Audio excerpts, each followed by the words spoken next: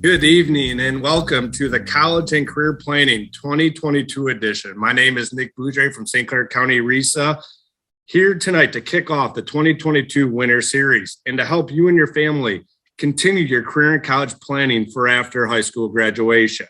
Tonight, we're going to begin 2022 by discussing your current plans by taking a look at the education and training opportunities available to students before and after graduation. It's very important to understand that when it comes to life after high school, there is no one-size-fits-all model for you to follow. When it comes to your plan, it should be individualized for your interests and needs of your family. It's also an advantage to stay up on the highest in demand careers, the evolving education requirement training opportunities for these jobs, as well as the needs of the economy. This is why it's so important to stay up to date on the latest in all programs, requirements, and opportunities to help customize your plan as you head into the new year in these winter months. To better understand the process, we have a great panel in store for you this evening to discuss the opportunities from career and technical education programs at St. Clair County Tech to our St. Clair County Community College degrees and credentials, as well as opportunities at a four-year college and university. Some suggestions this evening as you listen to all of our panelists. Ask yourself, what careers or jobs am I interested in currently for my specific grade and for my future? What level of education or training is required to get a job in this field or to get into a specific program? And then the last question, where and when would you like to start this education or training? Is it going to be during high school for certain programs, or is it going to be after high school graduation? We continue our webinar format this evening that will consist of a 30 to 40 minute panel discussion followed by a question and answer segment where the audience can ask questions via the chat feature at the bottom of your screen. Please feel free to ask questions throughout the evening, but we'll also have that segment at the end as well. Without further ado, we'd like to start off with our first guest coming to us from St. Clair County Tech. Please help me welcome Pat Yannick. Pat is the CTE Director for St. Clair County Tech, as well as the Director of Career Education. Pat, how are you doing this evening? Good. Thanks for having me. Yes, absolutely. Well, thanks for being on here again last year for a very similar virtual webinar. So Pat, start off by talking a little bit about St. Clair Tech and the programs that are offered. Sure. So for those that don't already know, St. Clair Tech has been in operation since 1976. We're available to all 11th and 12th grade students in St. Clair County that attend one of our local public high schools. And we're paid for primarily through a millage or property tax that's paid by the residents of St. Clair County. Overview, and this is our next slide here. It talks a little bit about the advantages of students and the goals of not only St. Clair County Tech, but also all of our districts in St. Clair County RESA. What is, the ultimate goal for our graduates as they leave our local school districts in St. Clair County Tech? So as you can see on this slide, Tech is one of RESA's programs that we offer, and it's part of RESA's Design for the Future. And in our Design for the Future, we see every student that goes to Tech leaving us being well prepared in their technical, academic, and employability skills, passionate about their future career path that they've chosen, and with a plan. And when we say a plan, it is a roadmap for them to leave high school and either go directly to work or off to college or both. So we talked a little bit about, CT and the programs are here listed, but give us a quick little rundown of the programs that are offered, as well as any new programs that may have been added.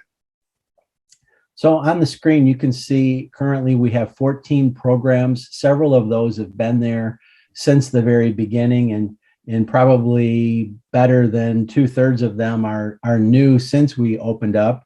They change over time.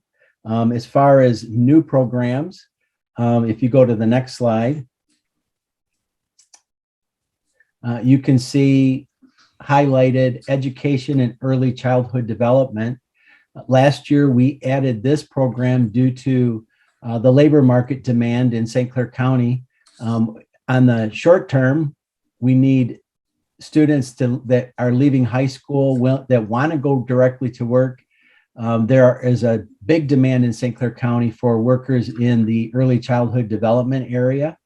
But in addition to that, in the program, it's designed that if they want to continue their education, they can do so and get an associate degree or even a four-year degree in education and go on to be an elementary teacher or a special ed teacher or a secondary high school teacher, whatever area that they're interested in going into. We're talking about the programs, and you mentioned earlier that 11th, 12th grade students can attend these programs. Talk to us a little bit about what the day looks like. I know you got a little description here and some of your fantastic students here in this picture, but what, as for the 9th grade and 10th grade students that are going to watch us or in the audience, what can they expect when they attend any of these programs? So let me start by saying, in these photos, these are all tech students. This might be a year or two old. I think it's a 2-year-old photo, but it illustrates that students that come to tech, they're going to be coming from different backgrounds. They're coming to tech for different reasons. They're going to be 11th and 12th graders. They can start in 11th grade. They can start in 12th grade, depending on the program. And they're going to spend half of their day at St. Clair Tech. The other half will be at their high school. So they're either a morning tech, they're there until 10:20 in the morning, and then they go back to their high school for 3 hours, or they're going to be a morning student at their local district for the first 3 hours and then come to tech for the last 3 hours of their day. You can see in the photo, a lot of the students are holding different tools. Some of them are wearing uniforms or different clothing. So each program is unique. They're very hands-on programs. They're 2.5 hours long, and the day goes by rather quickly for the students at St. Clair Tech. And Pat, part of these programs are they're earning high school graduation requirements when they're at Tech.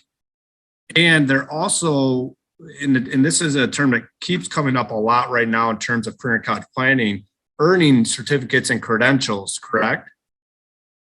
Right. So even though it is part of their high school, they're meeting graduation requirements so that they're getting their high school diploma.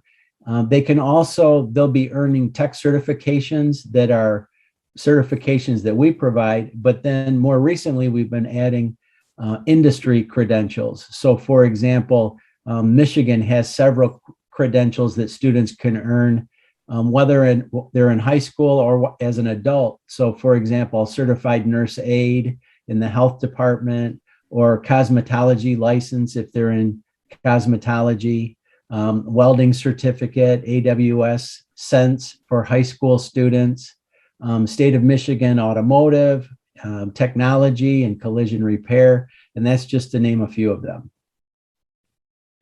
Very good. And there's probably some questions right now, and I'm so glad that we started off with you, Pat, and Tech. And probably some of our audience is thinking right now, why are we talking about Tech if we were going to talk about our career and college programs?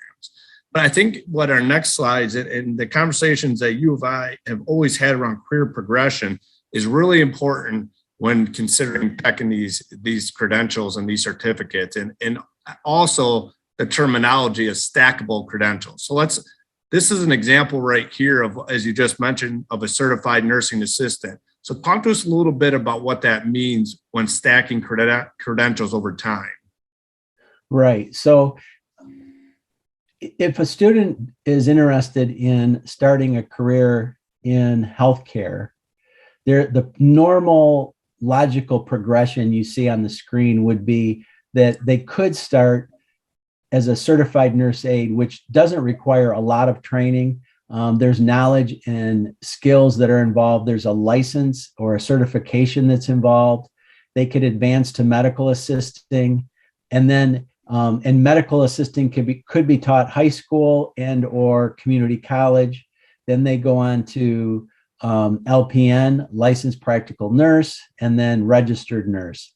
And then from a registered nurse, that's typically an associate degree program, but you can also get a bachelor's degree as a registered nurse. And then you can go on from there. Some get their RN, their associate degree, or even their bachelor's degree, and will go on and get their graduate degree as a nurse practitioner or a physician's assistant. But you don't have to. And that's the beauty of stackable credentials. So the idea is once you've reached a certain level, like CNA, then you don't start all over again to do medical assistant. You don't start all over again to do the LPN. You build knowledge and skill as you go. And so, for example, an LPN or an RN might do very similar things that a CNA does, but a CNA can't do the things that an LPN or an RN does, if that makes sense. And so a lot of our programs, this is a normal progression, and we want parents and students to understand, we call it an entry level credential. So the CNA allows students to, even while they're in high school, we have students that they'll get their CNA in their first year, and then they're placed in it with an employer in the second year, and they're actually getting paid to go to work as part of their afternoon tech program or their morning tech program, because they're practicing those skills in the workplace. They're already employed. And so the idea behind the stackables is you can go to work early and you can keep continuing your education and progressing through these different levels as you earn additional credentials. And this is the start of the conversation, which we mentioned about career progression. And a lot of high school students that are actually, in the audience this evening are already on this track. They've started their first jobs, their second jobs. Some of them are in St. Clair Tech programs as we speak. And so they're starting to build these, their career and their resume. However, it's not always the same plan. It's individualized to their needs, and it's individualized to the opportunities that go before them. So talk to us a little bit about the comparison of these two pictures and why it's important for students and their families to understand when it comes to the career and college planning. Right. So the last slide was a good example of what we would traditionally call a career ladder. And that's where the students start, let's say, at the bottom rung of the ladder as a CNA, and then they go up the next rung on the ladder. And as they go up the ladder, they're going to progress from the CNA to the medical assistant, LPN, RN, bachelor's degree, graduate degree. You could go on and get your medical license, become an MD. You could become a surgeon. Those are stackable, and that's referred to as climbing the career ladder. But you don't always have to just go in a vertical. And more today, you'll hear people talk about, the jobs that students are being trained for don't exist. They aren't going to exist in a couple of years. So how can you train students for jobs that don't exist yet? And in those situations, we refer to that as more like a lattice. And a lattice is the graphic over to the right. And the idea is, if you could go to the next slide, I'll show just an example of someone climbing what would be more like a lattice. So the young lady's walking up the steps and she gets to the top and she can go down the other side, or there's a little bit of air in between, but she could step up into some different career paths. So an example of this would be, for example, if you're a student in our welding program, you're taking welding, you become certified in welding, you've got your credential, you get a job and you're welding, and you're working for an employer, and your employer says, if you go back to school and get your associate degree in manufacturing, I've got a CNC machine that I need someone that knows how to program that. I'd be willing to give you a raise if you could be a welder and a CNC operator. And so it's almost like you're switching a little bit. You're no longer just welding. You're moving into one of those, let's say, new program areas like CNC, and those are going to come along in everybody's lifetime. It's going to be something new that wasn't there when you started. And that's in the illustration, what we're trying to show in this graphic is those big steps in different directions up off the steps are onto something new that maybe didn't exist, or maybe a new step is formed as you go up, and then the steps might appear as the new careers come into focus. But the idea is we're all lifelong learners. We all need to learn how to learn new skills and acquire new knowledge. And the students that are successful in going from one occupation to their next occupation are the ones that have learned that. They like to learn, they're willing to learn new things and take risks. And their career is going to look more like a lattice as they go through life.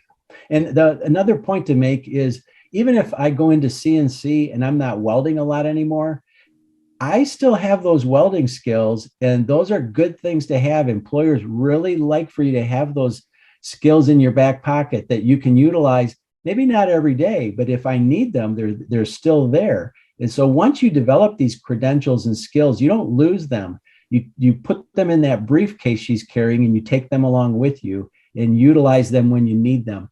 And maybe in a different career that you weren't even thinking of at the time. Well, and Pat, I know we got one more slide here that goes to this ladder and lattice analogy, but you mentioned too of building these skills and how we're going to move left or right and build up on gaps and take advantage of opportunities. Do tech students typically continue to build their post-secondary, post-graduation plans by pursuing college programs such as at a community college, or maybe even at a four-year university to get a bachelor's degree? Yeah, so if you could go to the next slide. These are programs that we have at Tech. These are part of our fairly new, we started it in 2018, Career and Technical Middle College program. And students can come to Tech. So in this example, you can see from computer programming down, those are all middle college programs. But students don't have to be in the middle college program. In other words, they could be in the welding program and not participate in middle college. But if they want to, and they start as a junior, they have the opportunity to start taking college classes their junior year and their senior year, and they can stay for an additional 13th year and end up with 3 years of college experience as part of their tech experience. That's a really nice opportunity for those that are thinking, I think I want to go beyond high school. So I'll use the manufacturing example with a welder. So the welding student could go to SC4 and go in their manufacturing program, associate degree. And in that degree program, they're going to learn not just welding, but metal machining and robotics and electronics as part of their manufacturing degree. Just a little bit more information about CTMC, and we're getting to the question, Pat, of, if you're a 9th or 10th grade student and you're interested in St. Clair County Tech in one of these programs, what are some things that you should be considering as part of your planning? So depending on what grade you're in, 10th grade is the grade right now that we recommend that students and their parents attend our annual open house. That's coming up here in February 24th. As of right now, we are still planning for that to be a face-to-face meeting, and we haven't had one, and we didn't have one last year, and we're looking forward to bringing that back. It's an opportunity for parents and students to walk through the building and talk to students. So these 4 students are this year's National Technical Honor Society officers. They're real tech students, and they'll probably be at open house greeting you and answering questions. And it's a good chance for students. They'll recognize some students that from their high school. They can ask questions. How do you like tech? What do you like about tech? What do you like about your program? What do you not like about it? and get answers from the students, as well as the teaching staff, the administrators. Everybody's there that evening to answer questions, point people in the right direction, make sure they understand how things work, how to get connected with a program.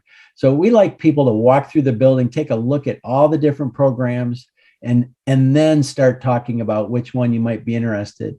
The next step would be, we recommend, if you're not solid on which program, to, once you've picked a program you're interested in, between February and summer, come and spend a day at Tech.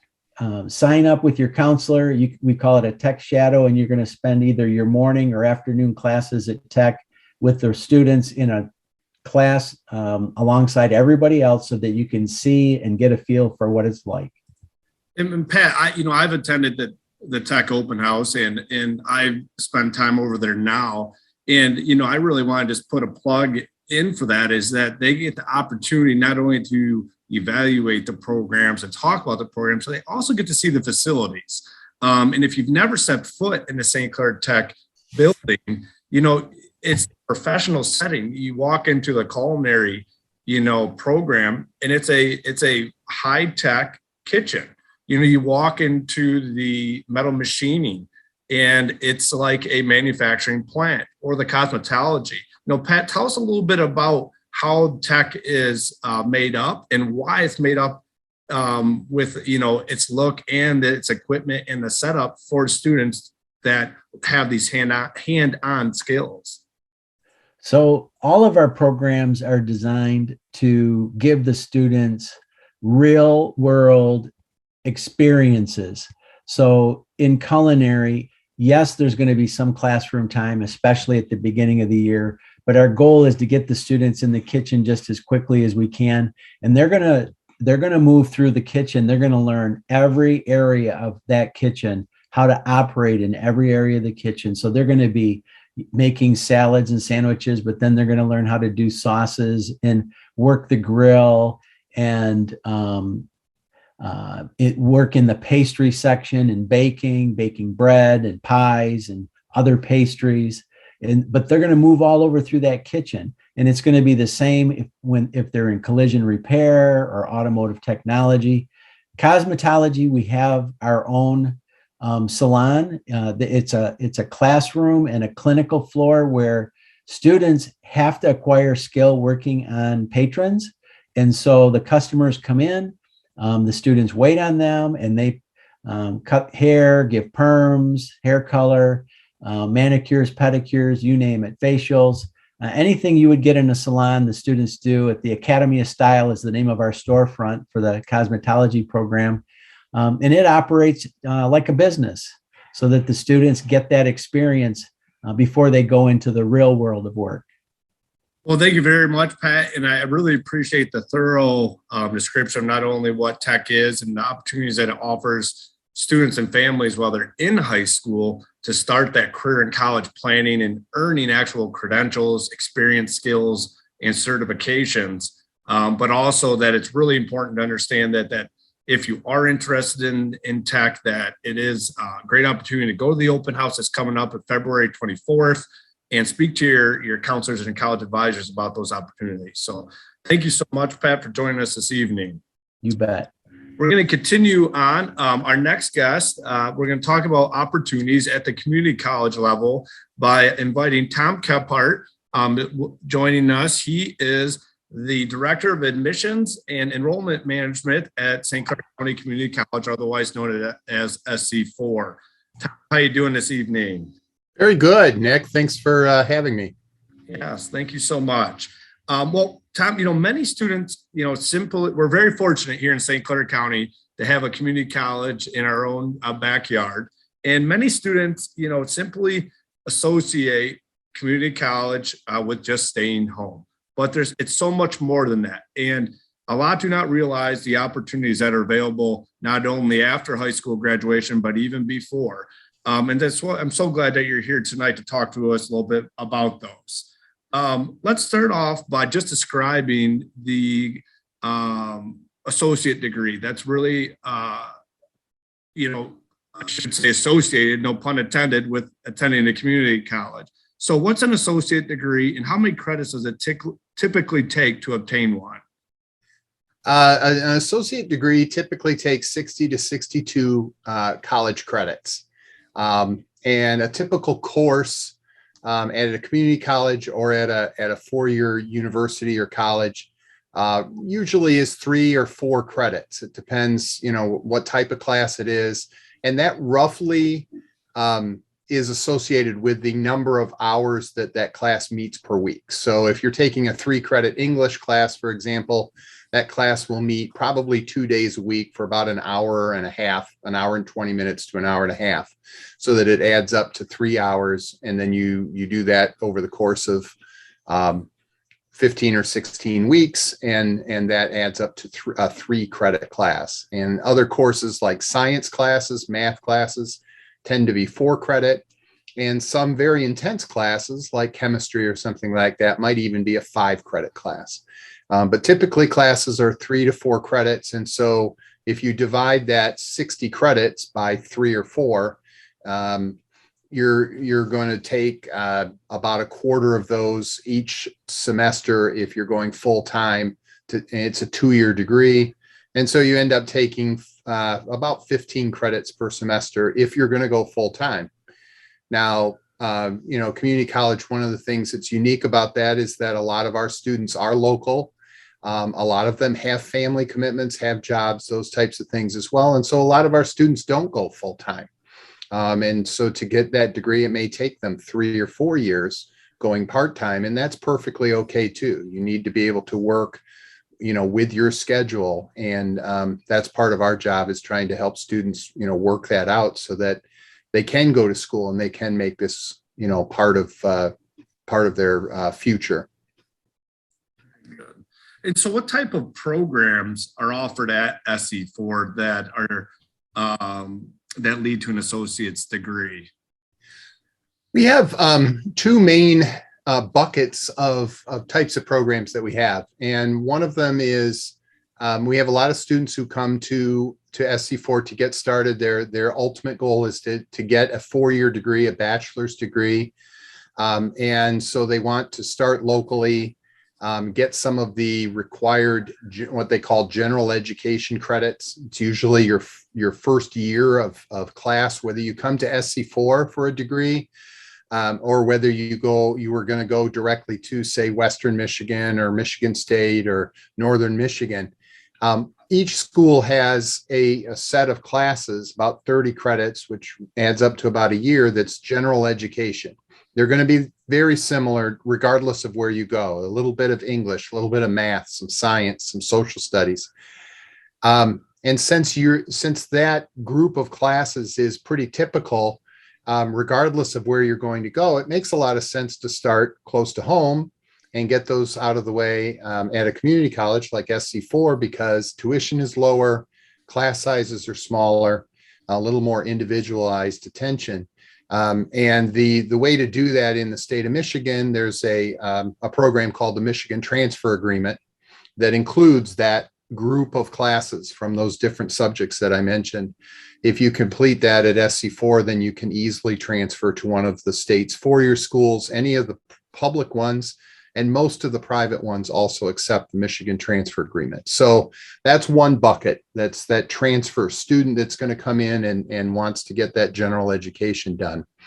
The other types of students are students who are going to pursue a specific occupational program.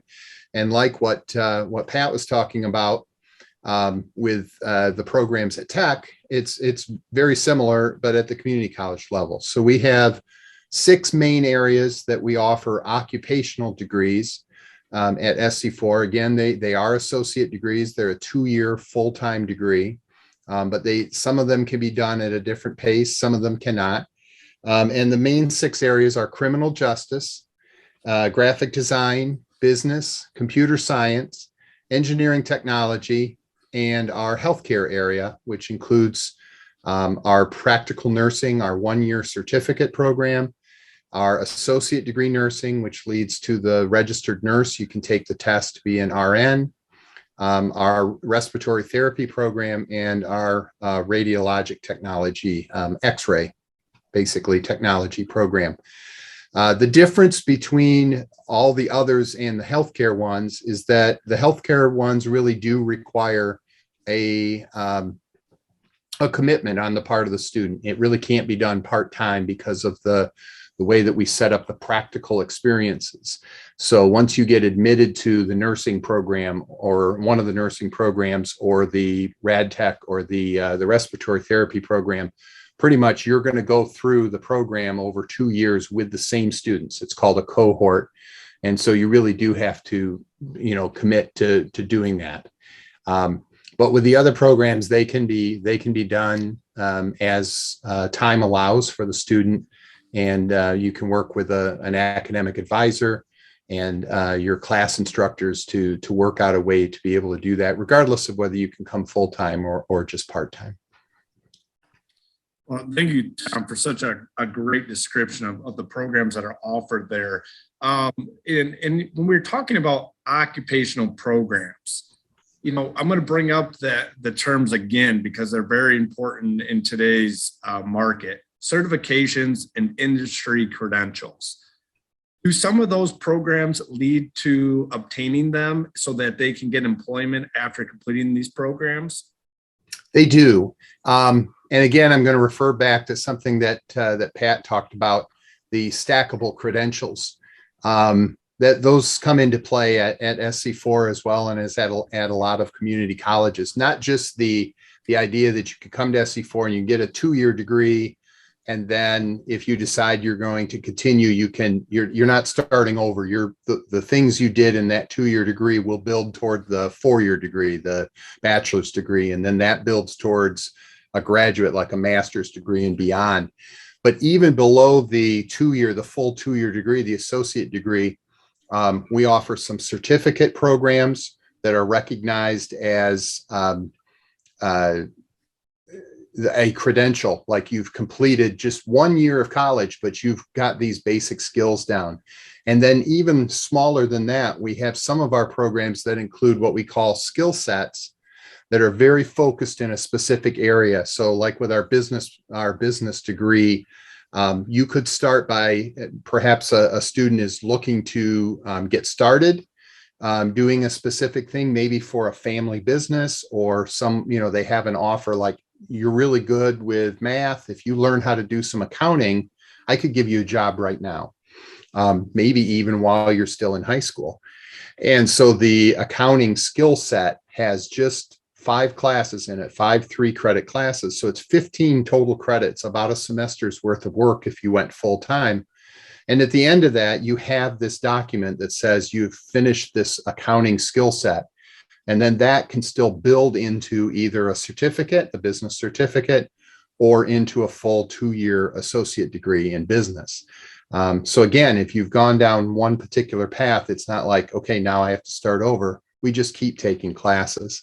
In engineering technology, we have a certificate program that's very general. It's one of our coolest options as far as I'm concerned, because both for people who are just getting, like high school students who are coming to college, but also for community members who are looking to maybe retrain, get some additional skills. You can literally take any of our engineering tech classes, most of the computer information systems, computer science classes, and many of the moderate to higher level math classes. Take anything that interests you or anything that's going to be specific to what your employer might need, that adds up to 30 credits, and you can get this certificate. So it's very customizable. And I'm going to come back to engineering tech in a second, but I want to address one other area, the computer information systems, our computer science area. Many of those programs include classes that at the end, basically the exam for that class is an industry certification in networking, in programming, in computer maintenance and building computers and various things like that. So in addition to passing that class, you're getting a recognized Microsoft or Cisco certification at the end of it as part of that. And then the other thing that I like to mention about engineering tech is that we have such a demand throughout the state, throughout the US, and specifically in our area.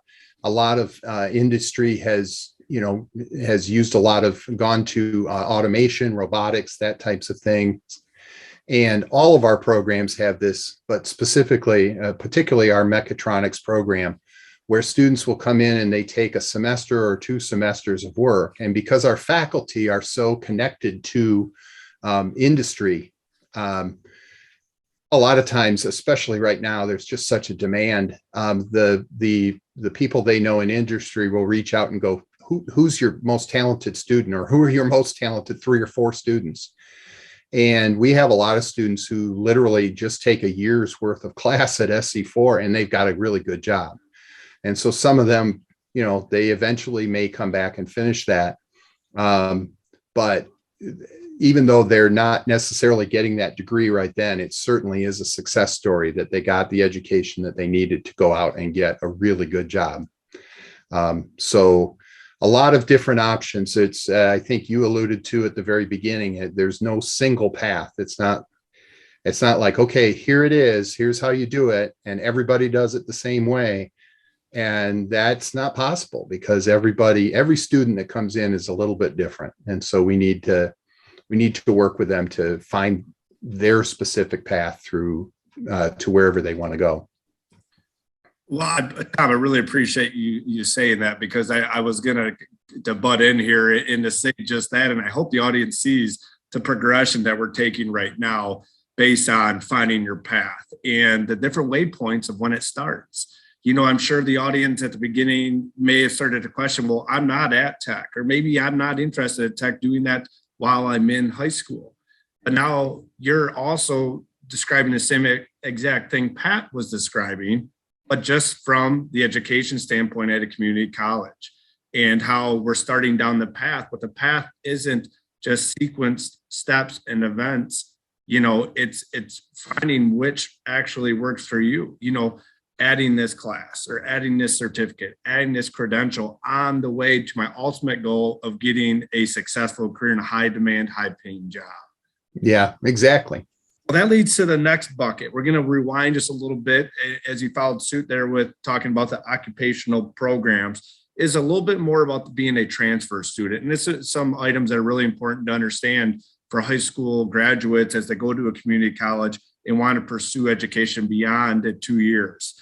You mentioned the transfer agreement, and why is that important for me to look at if I'm going to SC4 and I want to go into a certain major or program that I look at SC4 and then I look at the schools that I'm going to make sure that those credits are transferring there towards my bachelor or beyond programs?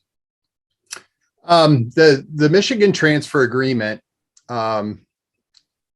specifically, I'll address that first, and then there are much more specialized ones in other areas as well. But the MTA, if a student comes in and they're interested, they say, I want to be a history major, I want to be a math major. We can also tailor the things that go into that general education so that it maximizes the use of those classes, the credits that they earned toward a major as well. Most of the state schools, the state public universities, all of them, in fact, and then most of the private four-year colleges and universities have worked out what types of classes are transferable for a specific program. So if somebody comes in and they're interested in social work, even if they're not sure where they'd like to go, our admissions and advising personnel we're familiar with those types of things. And so we can bring up Wayne State's transfer agreement, transfer guide, Oakland universities, and we can give them some idea of what types of classes that we have available at SC4 that maybe would slot well into the Michigan transfer agreement, but also things that would work as an elective toward their associate in arts or their associate in science degree, so that when they're finished at SC4, they can easily transfer those credits. I'll address something because people ask it a lot when we're out talking to parents and to students.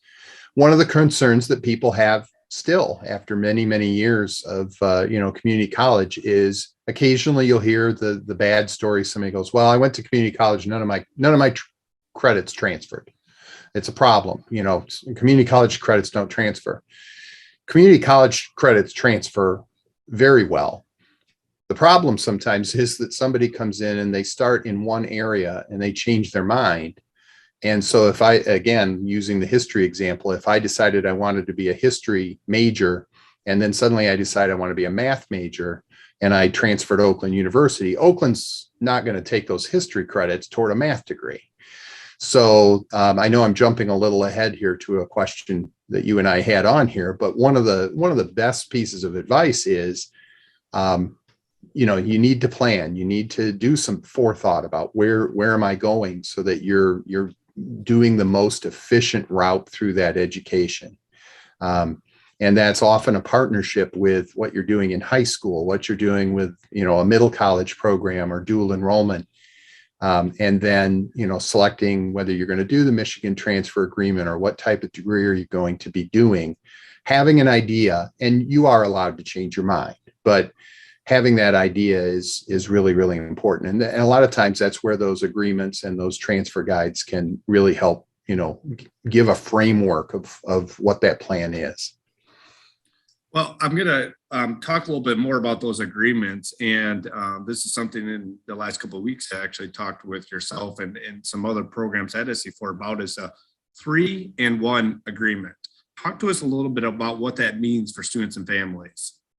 A 3+1, it's a general term for a program that goes beyond what the number of credits that a university or a four-year college will normally take. Ordinarily, most colleges and universities will accept up to 60 or 62, an associate's degree number of credits that you can bring in toward that bachelor's degree.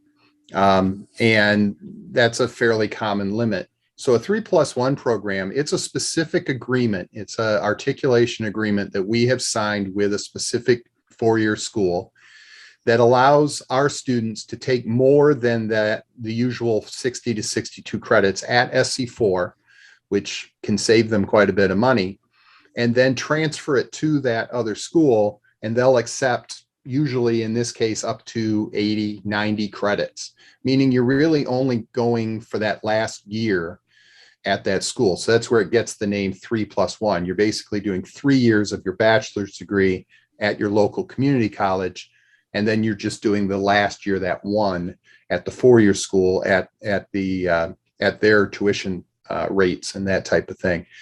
Some of them, when you actually add it up, it's maybe more like a 2.5, 1.5, but we use the term 3+1 as a general term for that.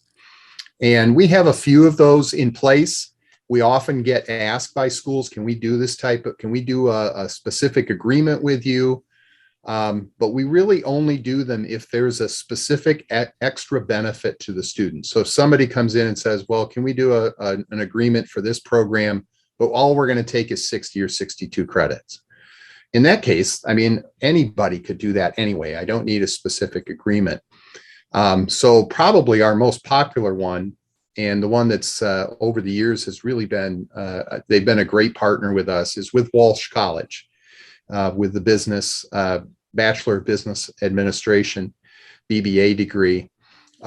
Walsh College is a great partner because they don't offer any of the, freshman English and math and those types of things. They depend on community colleges to offer those things. And so you can take over 80 credits at SC4, including a lot of the introductory business, computer science, all of your general education, and then transfer that as a block to Walsh and finish the last 35 to 40 credits at Walsh, either online. Hopefully we'll get back to this soon. Pre-pandemic, they taught a lot of the classes on our campus in Port Huron. and then also online. And then occasionally a student might have to go down to their Troy campus to finish, a class or two. But that was one of them. Another one is our criminal justice partnership with Ferris State. Again, they can take over 80 credits at SC4. Ferris offers some of those classes on our campus, a lot of them online. And so really just that last year to year and a half is done at Ferris. I actually had a student a few years ago who she came to me and she said, "I'm graduating. I finished the program. I'm so excited." And I said, "Oh, I'm so happy for you." And she said, "How do you get to Big Rapids?" She'd never been there. And she just finished a bachelor's degree from Ferris State University, and she never, ever had been to campus. So the first time she went to Big Rapids was for graduation, which is awesome. And then one more that I'll highlight is with Eastern Michigan. And it's a great one out of our engineering tech programs. If you finish any of the engineering tech associate degrees, there's some additional classes that you can take as well in math and science, and then you can transfer it to Eastern and basically do the last year there toward a number of their different engineering related bachelor's degrees. So it's a great opportunity to stay at home, save some money, get a great education, and then still be able to move on and finish that degree. Well, that'll lead to my last question. You already alluded to it just a little bit. What's the best advice for students that are in high school that are considering attending SC4 or a community college after graduation? I think just taking the time to take it seriously, make a plan, have an idea what it is that you might want to do. And there are a lot of resources for that. These days, obviously, there's all kinds of things online. We have our entire catalog and descriptions of programs are on the website at sc4.edu. But high school counselors are great partners. And that includes the college advising folks at some of the schools. They know how college works. They just came out of it and they work really well with us as well. If they don't know the answer, they know who to call at SC4 to get that answer. And then, the various high school in college and high school programs, regular dual enrollment or just high school guest status. And obviously the Blue Water Middle College Academy and the CTMC program are both fantastic options to, get a head start, getting some college credit while you're still in high school. And, the majority of the cost of that is paid by the local school district as well. So lots of different options, but the big piece of advice is take some time, try to picture where you think you're going to be in 5 or 10 years, and then ask people, reach out and ask, how do I get there? What can I do right here at home? And you might be surprised at the number of options that are available locally. Well, thank you so much, Tom. That was a great segment on not only SC4 and their programs, but what it means and what it looks like to go to community college after graduation. So as we progressively move through the evening, we are going to our final guest as we're moving towards what some may consider the most traditional path that a lot of high school graduates go is directly to a four-year university. However, as you can see, it's not the only path. And it's not as simple as a plan as some may think. Our guest tonight is coming to us from Michigan State College Advising Corps, Laura Wise, who is also the president of the Michigan Career Development Association. Thank you for joining us, Laura. How are you doing this evening? I am doing great, though. I'm feeling underperforming seeing Tom's background. This is what I have. But I'm doing great. Thank you so much for having me. Well, yeah, likewise, I'm feeling, it's a battle of the backgrounds. I thought I had a nice one set up, but Tom also has probably the coolest background of any of our guests I've seen so far. Well, Laura, I really appreciate you being here and talking to us from the four-year university or college perspective. A lot of students and families go this path, and there's a lot of planning that actually needs to take place other than just picking a college or a university of your choosing or something that you're interested in. So let's start off like Tom did, and let's talk about a bachelor's degree. and describe a bachelor's degree, typically how many credits it takes to graduate with that degree. So the average undergraduate degree is 120 credits or about 40 courses. So what Tom was mentioning in terms of the number of credits that you can transfer, it's actually pretty impressive. But that is the average across the board for a four-year degree, is 120 credits. Okay. So 120 credits, and to refer back to Tom too and tie that in a little bit, you just don't graduate from high school and enter, let's say, an engineering program and start right away in those program credits right away. Talk to us a little bit about the progression of an undergraduate degree on your way to get a bachelor's degree. So it really does depend, I would say, on the college and on the program. At Michigan State, just for an example, a lot of times you're going to have general education credits that you start out with, which again is why community college is very popular for so many, so that they're able to explore that at a lower cost. In a lot of four-year institutions, the student may not declare their major formally until their junior year. For more specialized programs like engineering, sometimes those major specific classes might start a little bit earlier, but in general, especially their first year, maybe even part of their sophomore year, or the majority, they are still working on those general education credits. And then once they get out of the general education credits and they apply to programs, what are those upper level, so to speak, classes like? Is that more specific to their career interest, and then that they're, not exactly doing the technical side of things like Pat talked about, but they're getting more into what their future career is going to be? Absolutely. The upper level courses are definitely, that would be the environment you would be in. And a lot of times, depending on the degree, there may even be required internship and required practical experience that they're already starting to gain, if not outside of the classroom, as a required part of the curriculum. And so why is that so important then when a student and family is considering selecting a major, when to consider their career interest and why they're selecting a four-year college or university? That's a big question, Nick. Sorry about that. That actually has multiple parts. We're leading to the one thing that. No, I'm glad that you asked that, because I want to be equitable to all majors and all interests. I have seen more when folks are, as the other speakers mentioned, at the four-year institutions, we're seeing the same hot majors, as it were, or most popular degree programs. So in engineering, which may include computer engineering, we're seeing a lot of health administration, which may include biological, biomedical sciences. And so in a lot of cases, a four-year degree is going to be integral to really advancing in a career. Certainly, as we've seen, is definitely not the only pathway, but especially if someone is looking to advance or maybe even wants to progress beyond the four-year degree, that's going to be really important in terms of transitioning to the professional workplace.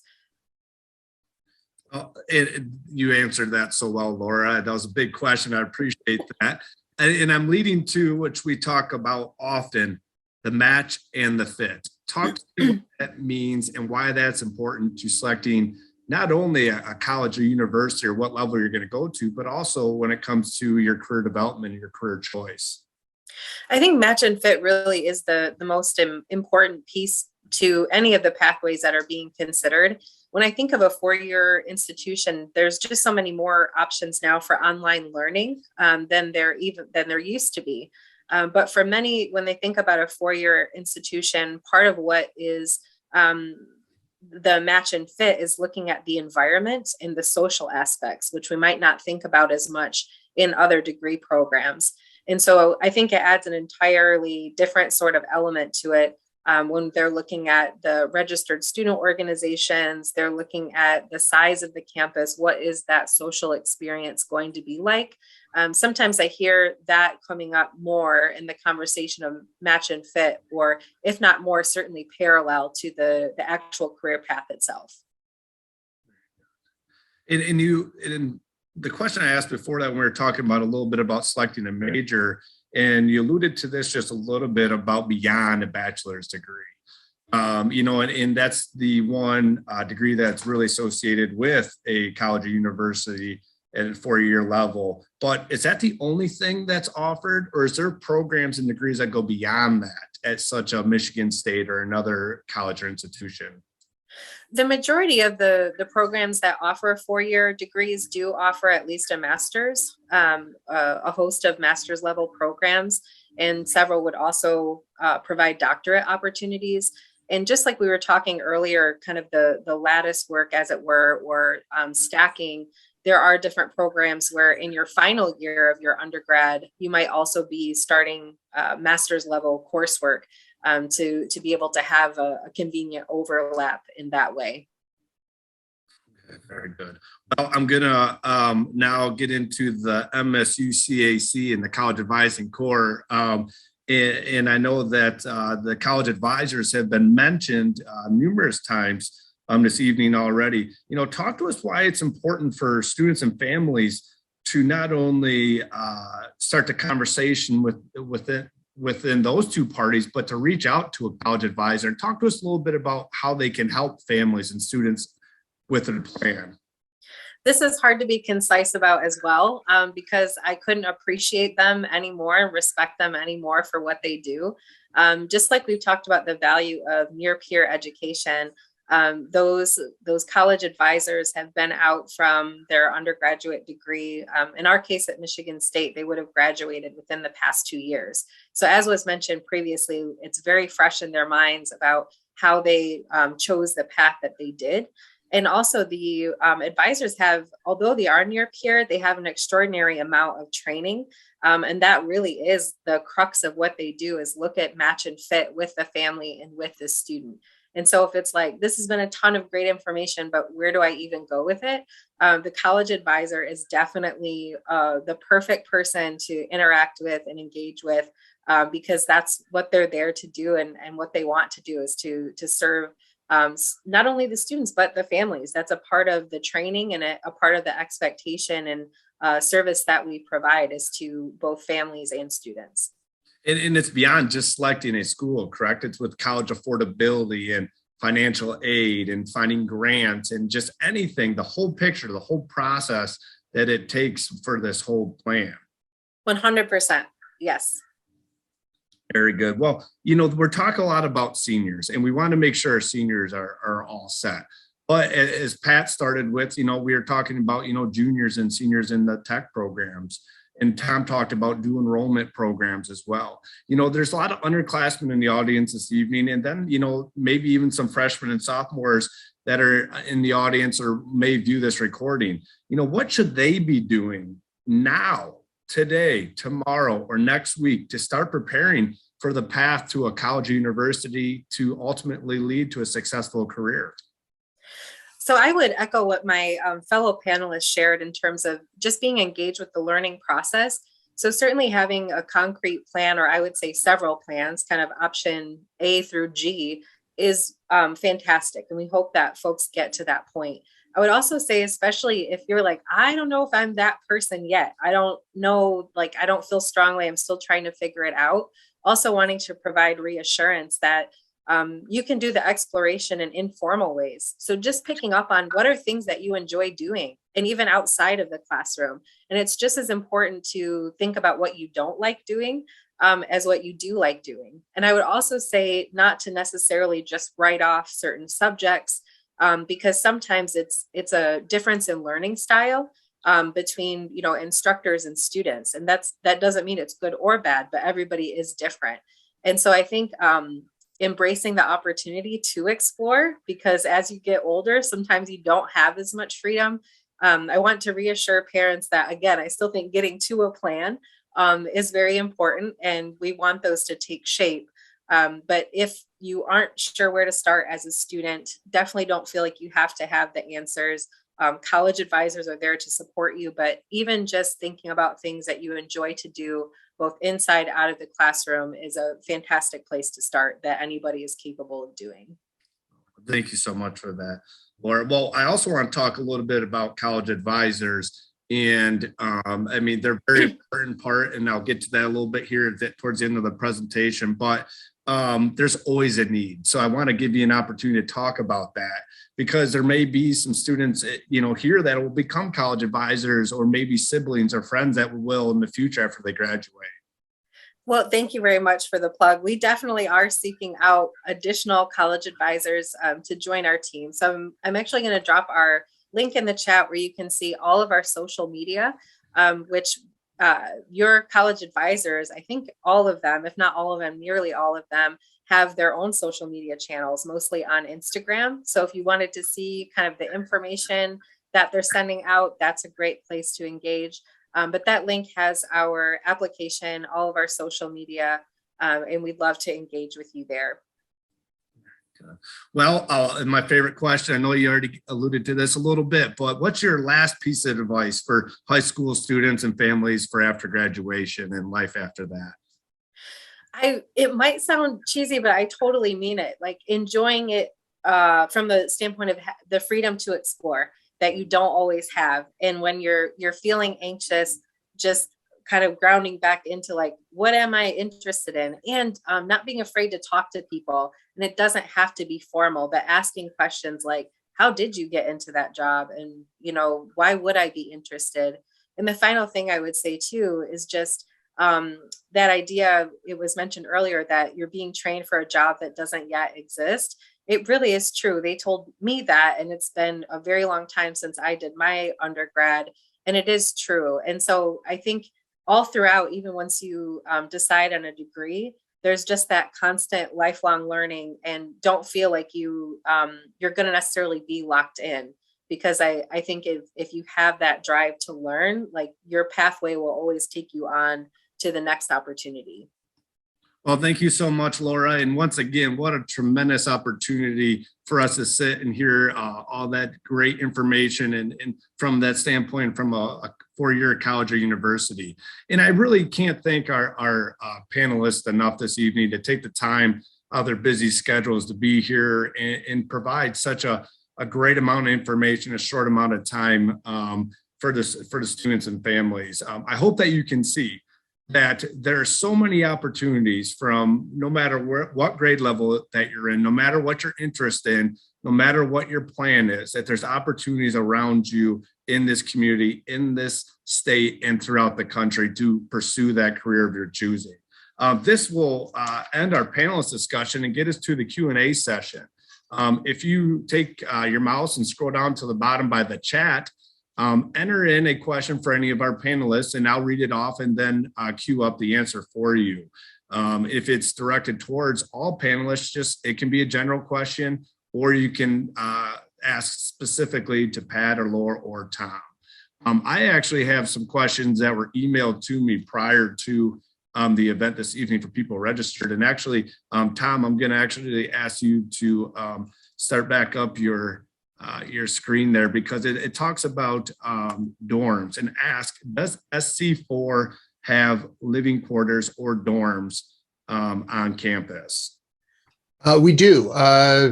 3 years ago, we opened our first student housing. It is just a block from campus on right downtown on Huron Avenue. It has a total of 40 double occupancy rooms, so we can have a maximum of 80 students in there. And it's been full all 3 years. And it's interesting, we have students from all around the state. Quite a few students who come for a specific program that SC4 has that maybe their local community college doesn't have, or maybe even they don't have a local community college that serves their county or their area of the state. We have some of our intercollegiate athletes who stay there, but it's probably not more than 20% of the students who are athletes.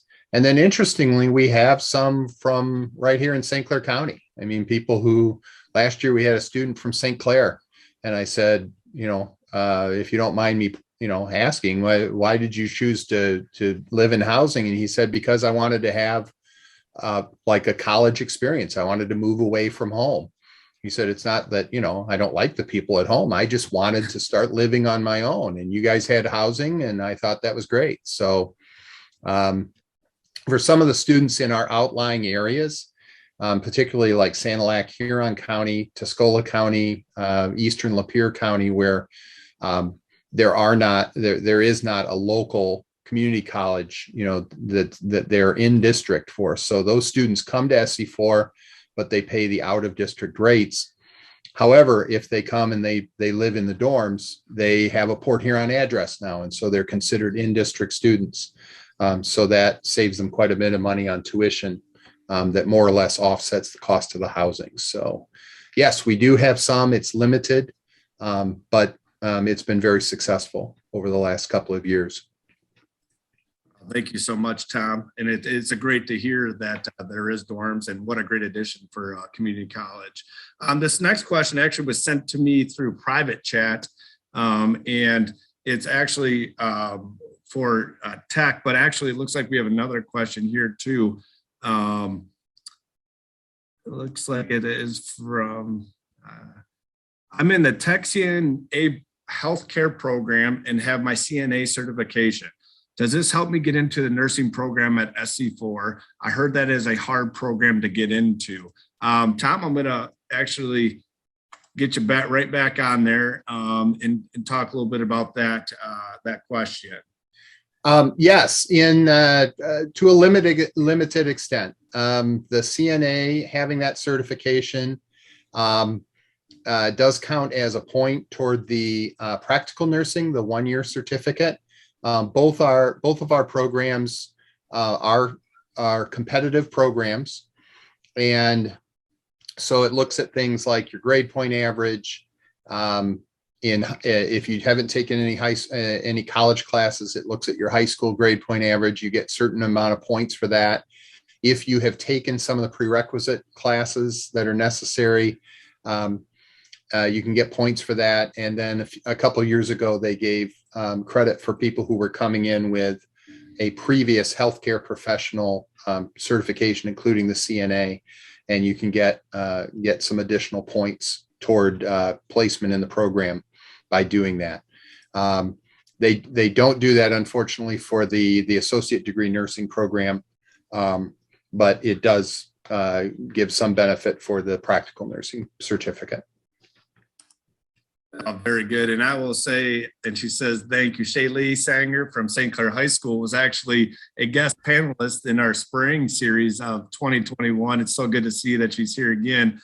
And I'll say, pursue your dream. And we had several nursing professionals, especially in our fall series, that have gone that route, went from St. Clair Tech and the CNA programs, and then pursued the nursing at SC4, and then went to a 4-year college university and actually have very successful careers with their BSN or nurse practitioners now. So even though there is that rumor, it's a tough program to get into. Pursue your dreams, apply, and get into those programs. Pat? Yeah, you absolutely, if I may, you absolutely will not get into the program if you don't apply, if you don't even try. I mean, I'll guarantee you're not getting it.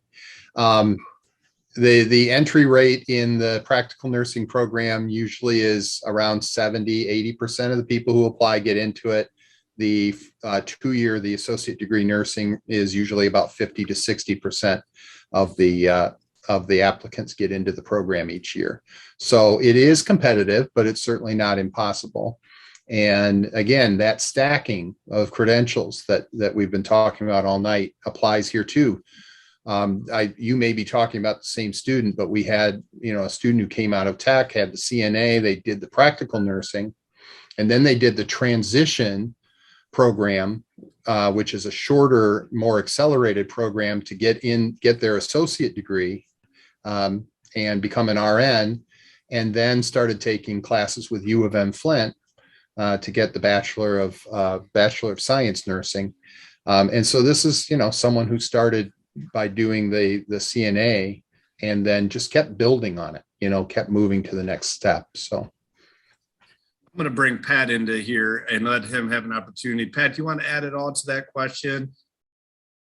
No, I think Tom summed it up. Tom, I just one thought that in what you were sharing.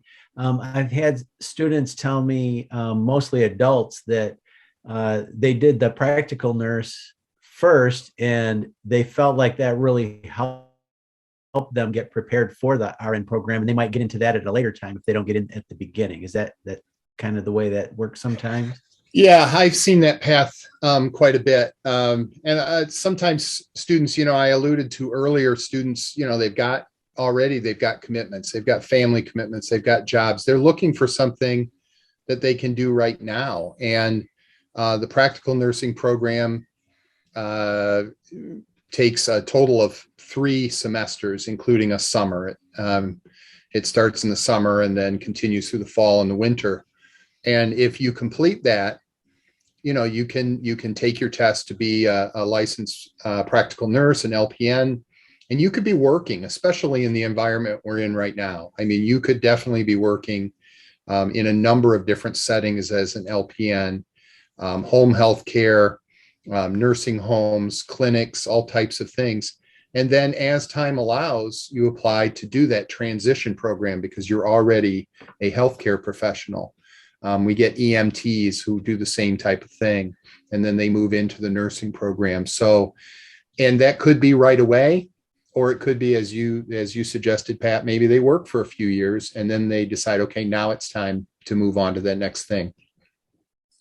All right, very good. Well, I just want to ask the audience if there's any other questions in this evening. And Pat, I did have one. The last question here was, in terms of cybersecurity, and if there's any opportunities out there at St. Clair Tech for that field. As far as being in the program, absolutely. We've got room in the program. Cybersecurity, it was formerly our information technology program. We changed the name and the focus a couple of years ago. Just a quick history of it. It started off, we were doing A+ certification, which is really learning about the computer and doing computer repair. There's not that much computer repair in the industry anymore. So now we do something called computer fundamentals, which is a little bit shorter, doesn't take as long to get through. There's not as much content. And we're spending more time on networking and cybersecurity, which is the security side of a network. Thank you so much for that, Pat. I'm going to actually move on to some of the closing for the evening. If you have any questions, please feel free to put them in the chat again. So as you can see, there is several opportunities and steps that you can be taking to prepare for your career in college plan prior to graduation. Tonight's webinar was the first of 3 events to help your planning during the winter months. Our next event will be our financial aid and scholarship season webinar on February 16th from 7 to 8:30. This is a great opportunity for families, especially seniors, but open to all high school students, to get important updates and information about 2 of the most important topics for college affordability, the financial aid and the FAFSA application, as well as scholarships. And then after a brief presentation with these updates and information, we're going to give seniors from the class of 22 and parents the opportunity to complete or work on their FAFSA application with our St. Clair County College advisors in private breakout sessions for an hour after that presentation. It is important to note that the Michigan priority deadline for financial aid in the FAFSA is March 1st. So that's a couple weeks before that deadline. The last of our winter series will take place on Wednesday, March 16th with Parent Panel 2022 at 7 p.m. This event will be a great opportunity to continue the very conversation we had this evening with families that have guided their son or daughters and their students through these pathways that we talked about with Pat, Tom, and Laura, and discuss their stories, how they navigated those processes, what their plans looked like, and how they changed over time or maybe pursued different areas. And they're going to have advice for parents and students that are currently going through the same thing. We talked several times tonight about our wonderful college advisors. And as you see your screen here, St. Clair County is blessed to have 6. These are our 6 AmeriCorps College advisors and their local high schools that they are serving in for this school year. If you'd like to review the recording of this webinar or any other previous events, you can visit our website at bwcan.org. There you'll find multiple resources and additional information for your career and college planning, as well as virtual events and college stories from local graduates.